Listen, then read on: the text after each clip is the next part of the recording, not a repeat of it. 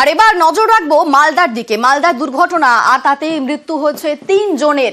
বৈষ্ণবনগরে বাইকের সঙ্গে লরির ধাক্কা এবং তাতেই মৃত্যু হয়েছে 3 জনের। 3 জন বাইকে যাওয়ার সময় দুর্ঘটনা, হেলমেট ছাড়াই বাইকের 2 আরোহী।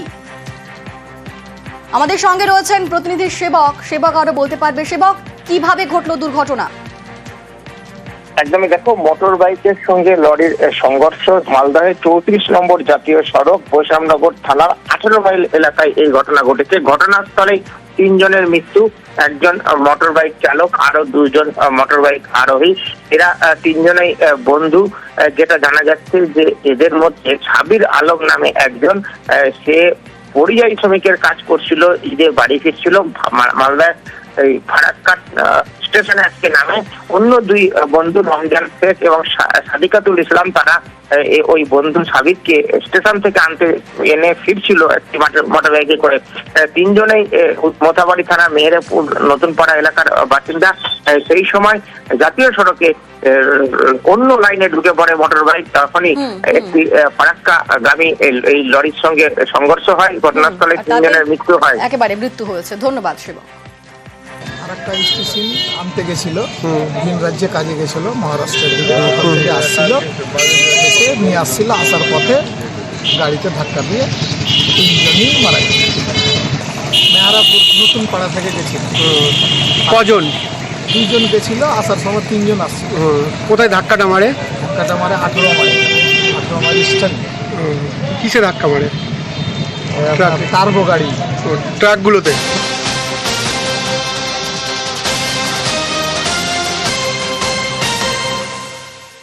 আবাসে কাটমানি দাবির অভিযোগ, পঞ্চায়েত সদস্যের বিরুদ্ধে টাকা চাওয়ার অভিযোগ উঠছে। 3000 টাকা দাবির অভিযোগ উপভোক্তার। বাড়ির ছবি তুলতে বিধবা মহিলার থেকে টাকা দাবি করছেন পঞ্চায়েত সদস্য।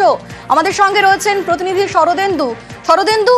যে অভিযোগ উঠছে তিনি কাটমানি চাইছেন, সেক্ষেত্রে এই পঞ্চায়েত সদস্য, তার কোনো প্রতিক্রিয়া পাওয়া গিয়েছে?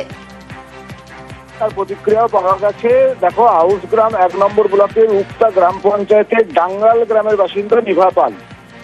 তার নামে তিনি একজন বিধবা মহিলা এবং তার কাছে এই আবাস যোজনার একটি বাড়ি দেওয়া হয়েছিল এবং প্রথম পর্বের কাজের পর দ্বিতীয় পর্বের যে টাকা তিনি আবেদন জানিয়েছিলেন এবং সেজন্য পঞ্চায়েত কর্মী তিনি ছবি তুলতে যান এবং তখনই এই 3000 টাকা চায় পঞ্চায়েত সদস্য এবং বিল্লু মাঝি, এবং সেই টাকা দিতে ওই মহিলা অস্বীকার করলে ছবি তুলতে বাধা দেওয়া হয় ওই কর্মীকে এবং তাকে বাড়ি চলে যেতে বলা হয়। আমাদের সঙ্গে তুমি থাকো, ঠিক কি অভিযোগ করছেন সেই মহিলা শোনাবো।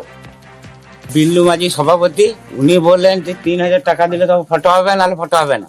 আমি বললাম আমি এখন কোনো 10 পয়সা দেবার ক্ষমতা আমার নাই। আমার 3 কাঠা জমি ছিল, আমার 3 কাঠা জমি বন্ধ করে গেছে দিয়ে তারপরে বুঝলেন কি, তাহলে আমরা পালিয়ে চললাম।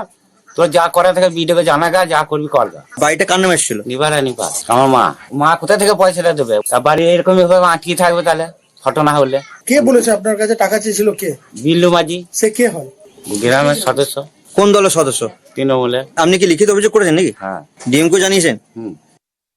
আবাস যোজনা ঘর একটা পেয়েছে, হ্যাঁ। ওর মায়ের নামে প্রথম টাকা ঢুকেছিল, ঘর করছে। তারপরে 2 দিন পার্টির ছেলেরা এলো, এসে বলছে 3000 টাকা লাগবে, এই ঘরটা তোমাদের ঘর দিয়েছি, ঘরের জন্য, তার জন্য টাকা দিতে হবে। তারা কি কোনো দল করে?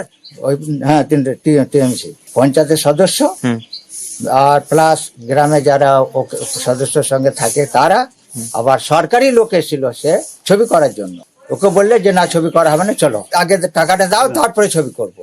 নিয়ে ও সরকারি লোক এসেছিল, পঞ্চায়েতের লোক যে ছবি করতেছিল, তাকে গাড়ি করে চাপিয়ে ঘুরে চলে গেল। বিল্লু মাঝি উনি টাকা চাইছিলেন? আর যার বিরুদ্ধে অভিযোগ এই পঞ্চায়েত সদস্য, তিনি কিন্তু সমস্ত অভিযোগ অস্বীকার করেছেন। শুনুন। না, এটা সম্পূর্ণ ভুল তথ্য। আমরা বরং লোককে সাহায্য করি। ও যে কোন ভিত্তিতে কথা বলেছে জানি না, হয়তো এগেন্স্ট পার্টির হয়ে হয়তো কথা বলতে চাইছে। ওনার জামাই যে আছে বিজেপি বড় লিডার, আমাদের এখানে শিববাটি বাড়ি, হয়তো উনি হয়তো ওকে মদত দিচ্ছে। উনি তো নিজেই তো একটা চোর, লোকে এই চুরি করে বেরাবে, হাবিজাবি চুরি করে বেরাবে, গাছ কেটে বেরাবে। উনি যে আমাদের নামে যে মিথ্যা অভিযোগ দিচ্ছে, সে কিছু প্রমাণ কিছু দিয়েছে? ছবি করতে দেননি, ফটো? না, ওর ছবি হয়ে গেছে। তো যদি আমার দোষ থাকে, যদি প্রমাণ দেখাতে পারে, প্রধান সাহেব যেটা শাস্তি দিবে আমি মাথা ব্যথা নেবো। আমাদের সঙ্গে রয়েছেন শরদেন্দু। এই বিষয়ে প্রশাসনের কিছু পদক্ষেপ? জেলা বিষয়টি খোঁজ নেওয়া শুরু করেছে এবং পঞ্চায়েত প্রধানও ওই পঞ্চায়েত সদস্যের পাশে দাঁড়িয়েছে। তারা পঞ্চায়েত প্রধানও তিনি জানিয়েছেন যে এই ধরনের অভিযোগ ভিত্তিহীন, যদিও ঘটনাকে কেন্দ্র করে রাজনৈতিক চাপানোতর বড় আকার নিয়েছে। বিজেপির পক্ষ থেকেও অভিযোগ করা হয়েছে তৃণমূল কংগ্রেস যে বারবার কাটমানি খায় এক অভিযোগ উঠছে, তার প্রমাণ মিলল এই ঘটনা। তারা বলছে এখন জেলা প্রশাসন বিষয়টি খোঁজ নিতে নির্দেশ দিয়েছে এবং ব্লক প্রশাসনের কাছে তার তথ্য চেয়েছে। এখন কি তথ্য উঠে আছে সেটাই দেখার। একেবারে ধন্যবাদ। আমার কাছে এরকম ধরনের কোনো খবর নেই, আমরা এই বিষয় নিয়ে জানিও না। যাচ্ছে পঞ্চায়েত থেকে ছবি তুলতে? হ্যাঁ গেছে। বিল্লু মাঝিকে? হ্যাঁ বিল্লু মাঝি আমার তো পঞ্চায়েতের মেম্বার ধরে চিনি। টাকার দাবি কি করতে পারে? না না, সেটা কোনো করবে, এটা তো উপর থেকে নির্দেশ আছে, যেটা তার টাকা দাবি করতে পারে না, এই অভিযোগ ভিত্তিহীন। প্রথম ধাপের যে টাকা, সেই টাকা আসার পর তাদের লিংটন পর্যন্ত উঠেছে। লিংটন পর্যন্ত ওঠার পর সেকেন্ড ধাপের টাকা, থার্ড ধাপের টাকা ঢুকবে বলে যে সার্ভে হয়েছে পঞ্চায়েত থেকে, সেই সার্ভের সময় ওই গ্রামের স্থানীয়, ডাঙ্গাল গ্রামের স্থানীয় তৃণমূলের পঞ্চায়েতের সদস্য বিল্লু মাঝি তিনি 3,000 টাকা দাবি করেন। বলে টাকা না দিলে তোদের ঘর আটকে দেবো, পুরো কাটমানিতে ভরে গেছে। আমাদের ভারতীয় জনতা পার্টির তরফ থেকে এই ঘটনার তীব্র নিন্দা করছি।